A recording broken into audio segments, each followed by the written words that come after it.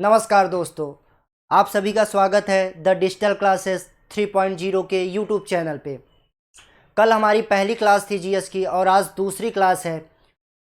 और कल के सीरीज़ में हमने 10 मोस्ट इम्पॉर्टेंट क्वेश्चन आप सभी को बताया था और आज फिर से हम 10 क्वेश्चन लेके हाजिर हैं। और जैसा कि आप जानते हैं कि हमने बताया था कि अब कंटिन्यू आपकी क्लास रहेगी। उसी सीरीज़ में आज दूसरा पार्ट हम लेके आ गए हैं और जो 10 क्वेश्चन रहेंगे ये सभी कम्पिटिटिव एग्ज़ाम के लिए मोस्ट इम्पॉर्टेंट क्वेश्चन रहेंगे। तो चलिए हम आपका ज़्यादा समय ना बर्बाद करते हुए हम अपने क्वेश्चन की तरफ चलते हैं और पहला क्वेश्चन देखते हैं। पहला क्वेश्चन हमारा ये कह रहा है कि पर्वतों के अध्ययन को क्या कहते हैं। क्वेश्चन क्या लिखा है, ध्यान से पढ़िएगा कि पर्वतों के अध्ययन को क्या कहते हैं। तो पर्वतों के अध्ययन को क्या कहते हैं दोस्त? पर्वतों के अध्ययन को ओरोलॉजी कहते हैं। क्या कहते हैं? ओरोलॉजी कहते हैं। ये लिखा है ओरोलॉजी कहते हैं। क्या कहते हैं दोस्त? पर्वतों के अध्ययन को हम ओरोलॉजी कहते हैं। अच्छा, अब इसको इंग्लिश में हम क्या बोलते हैं? तो इंग्लिश में हम बोलते हैं स्टडी ऑफ माउंटेन्स। क्या बोलते हैं? Study of mountains. अच्छा, अब दुनिया की सबसे ऊंची चोटी, अगर बात यहाँ पर आ जाए कि दुनिया की सबसे ऊंची चोटी कौन सी है, तो है माउंट एवरेस्ट। अच्छा, इसकी पहले ऊंचाई क्या थी? 8,848 मीटर। मगर अभी जो 2020 में नेपाल और चीन ने संशोधित किया है इसकी ऊंचाई, तो इसकी ऊंचाई जो संशोधित किया गया वो है 8,848.86 मीटर। यानी इतना ऊंचाई इसकी अभी बढ़ चुकी है। ठीक है, अगर एग्ज़ाम में अब आ जाता है तो इस पे ही सही का निशान हमें लगाना है। अच्छा, स्थित कहाँ पे है माउंट एवरेस्ट? तो यह माउंट एवरेस्ट नेपाल में स्थित है। अब नेपाल में इसको किस नाम से जाना जाता है? तो नेपाल में इसको सागर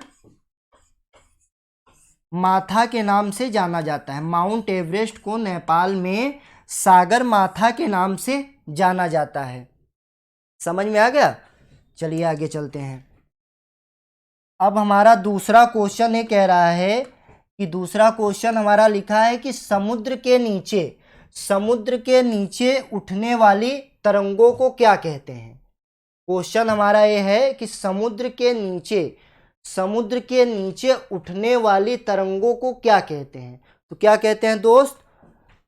समुद्र के नीचे उठने वाले तरंगों को क्या कहते हैं? सुनामी कहते हैं। क्या कहते हैं? सुनामी कहते हैं। अच्छा, सुनामी एक जापानी शब्द है। सुनामी जो है एक जापानी शब्द है और इसको हिंदी में समुद्री तूफान के नाम से जानते हैं। ठीक, तीसरा क्वेश्चन है हमारा हड़प्पा सभ्यता का शहर कालीबंगन, जो बंगल लिखा है यहाँ कालीबंगा भी हो सकता है। ठीक है, किस राज्य में स्थित है? हड़प्पा सभ्यता का शहर कालीबंगन किस राज्य में स्थित है? किस राज्य में स्थित है भैया? राजस्थान में। अच्छा, एक क्वेश्चन यहाँ से और बन सकता है। क्या बन सकता है कि हड़प्पा सभ्यता की खोज किसने की थी? तो हड़प्पा सभ्यता की खोज दयाराम साहनी ने की थी। किसने की थी? दयाराम साहनी। चलिए आगे चलते हैं।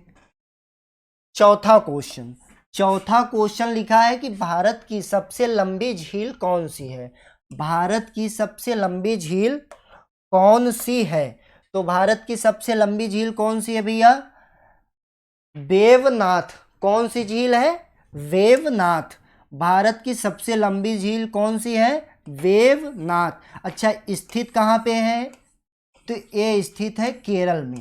केरल राज्य में स्थित है। ठीक, अब पांचवा क्वेश्चन हम देख लेते हैं।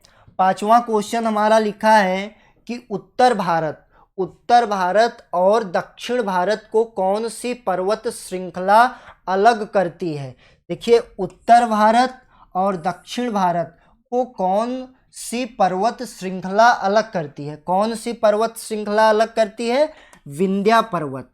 कौन सी श्रृंखला अलग करती है?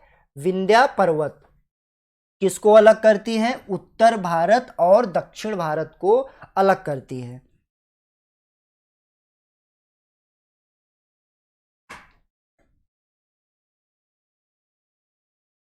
छठा क्वेश्चन हमारा क्या लिखा है? किस संविधान संशोधन द्वारा संसद में मतदान की आयु को कम करके 21 वर्ष से घटाकर 18 वर्ष कर दिया गया? क्वेश्चन लिखा है किस संविधान द्वारा संसद में मतदान की आयु को कम करके 21 वर्ष से घटाकर 18 वर्ष कर दिया गया? तो किस संविधान द्वारा किया गया? 61वां संविधान के द्वारा किया गया। ठीक, अब अनुच्छेद का नाम दे देता है यहाँ पे कि किस अनुच्छेद द्वारा किया गया, तो 326 अनुच्छेद के द्वारा किया गया, आर्टिकल 326 के द्वारा किया गया।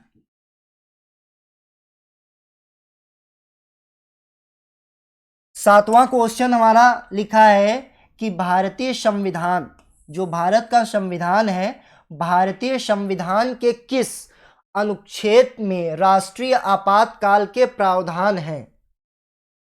किस अनुच्छेद में राष्ट्रीय आपातकाल के प्रावधान हैं?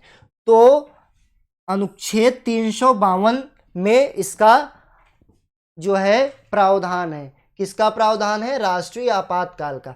देखिए जो आपातकाल है वो कुल 3 भागों में है। पहला तो हमारा राष्ट्रीय आपातकाल हो गया, दूसरा संवैधानिक तंत्र की विफलता या राष्ट्रपति शासन, ये हमारा 356 के तहत लगाया जाता है। ये देखिए लिखा भी है 356 के तहत लगाया जाता है, अनुच्छेद 356 के तहत। और तीसरा जो है वो है वित्तीय आपातकाल, जो अनुच्छेद 360 के तहत लगाया जाता है। अच्छा, ये भी क्वेश्चन आ सकता है कि भारत के संविधान में कौन सा आपातकाल अभी तक नहीं लगा है? ठीक है, सॉरी, भारत में कौन सा आपातकाल अभी तक नहीं लगा है? तो क्या कहेंगे? वित्तीय आपातकाल, फाइनेंशियल इमरजेंसी, इंग्लिश में क्या बोलते हैं? फाइनेंशियल इमरजेंसी, अभी तक नहीं लगा है। अब ये जो अनुच्छेद दिए गए हैं राष्ट्रीय आपातकाल के और वित्तीय आपातकाल के और राष्ट्रपति शासन, कहाँ से कहाँ तक हैं? तो 352 से लेके 360 अनुच्छेद तक आपातकाल के बारे में बताया गया है। और कौन से भाग में स्थित है? तो ये भाग 18 में दिया गया है। कहाँ पे लिखा गया है? भाग 18 में। ठीक, समझ में आ गया कि भारत संविधान के किस अनुच्छेद में राष्ट्रीय आपातकाल के प्रावधान है? क्या होगा इसका आंसर?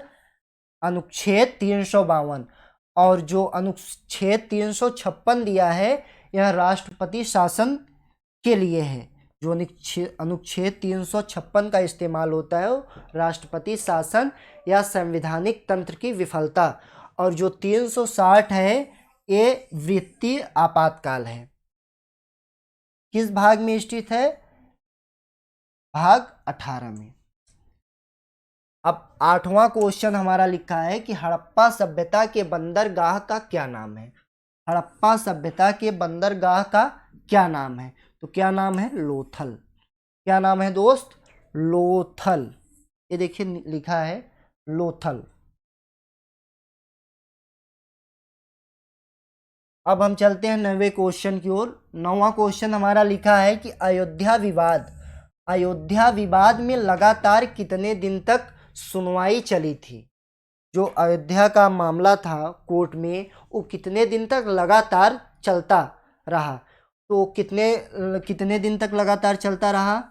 40 दिन तक। अच्छा, इसमें से यहाँ क्वेश्चन बन सकता है कि अयोध्या का जो निर्माण हो रहा है वो कौन सी कंपनी करवा रही है? तो L&T